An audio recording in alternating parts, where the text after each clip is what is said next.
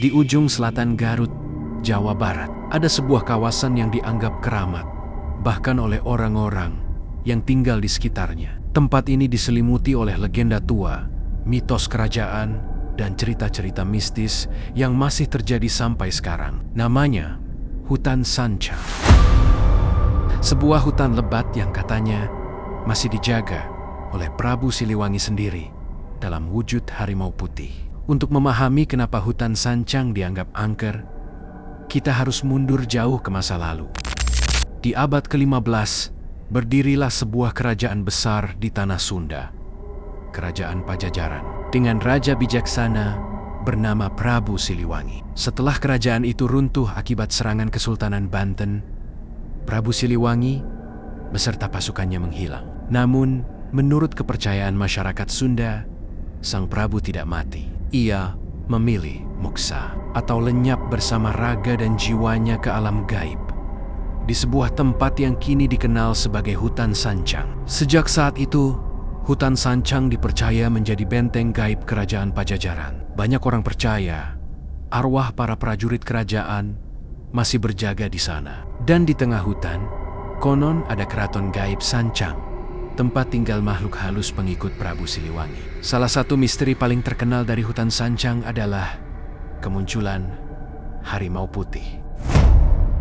Bukan harimau biasa, tapi jelmaan dari Prabu Siliwangi sendiri. Penduduk sekitar sering bercerita, kadang di malam hari, terdengar suara auman keras dari dalam hutan. Padahal tidak ada satupun harimau nyata yang tinggal di sana. Ada juga yang melihat sosok besar berwarna putih melintas cepat di antara pepohonan sebelum menghilang dalam kabut. Beberapa peziarah yang datang ke sana untuk bersemedi mengaku pernah bermimpi bertemu sosok pria berjubah putih dengan aura cahaya, ditemani seekor harimau besar. Sosok itu tidak berkata apa-apa, tapi tatapannya tajam, seolah ingin menyampaikan pesan. Jangan ganggu tempat ini. Banyak kisah nyata yang beredar dari masyarakat Garut Selatan. Salah satunya tentang sekelompok nelayan yang hilang di tahun 1990-an. Mereka masuk ke wilayah perairan dekat Hutan Sancang, padahal sudah dilarang oleh warga setempat. Mereka sempat menertawakan larangan itu, tapi malamnya badai datang secara tiba-tiba.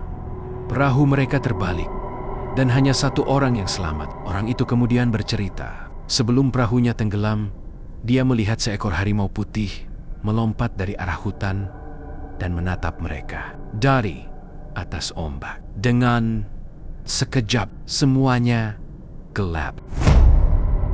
Ada juga cerita seorang penebang kayu yang nekat mengambil pohon besar di tengah hutan. Katanya, kayu itu bagus dan bisa dijual mahal.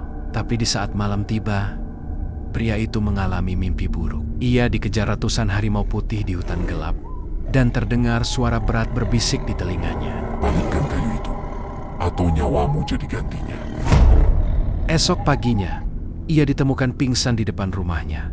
Dan kayu yang ia ambil sudah lenyap tanpa jejak. Sampai sekarang, ada banyak pantangan yang tak boleh dilanggar di sekitar Hutan Sancang. Tidak boleh berkata kasar atau sombong. Tidak boleh mengambil apapun dari dalam hutan, bahkan sehelai daun. Tidak boleh makan atau minum sembarangan di sana. Warga percaya, siapapun yang melanggar akan diambil oleh penjaga gaib hutan. Bahkan, sebelum memasuki kawasan itu, beberapa orang tua masih melakukan ritual permisi, menyalakan kemenyan, atau membaca doa khusus agar tidak diganggu penghuni gaib.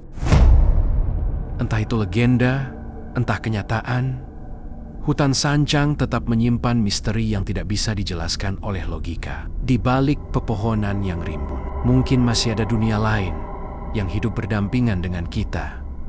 Dunia para leluhur yang tidak ingin dilupakan. Jadi kalau suatu hari kamu berkesempatan datang ke Garut Selatan dan melewati Hutan Sancang, jangan pernah bersiul, jangan sombong, dan jangan lupa ucapkan permisi, karena di sana setiap hembusan angin bisa saja membawa tatapan sang penjaga hutan, harimau putih, Prabu Siliwangi.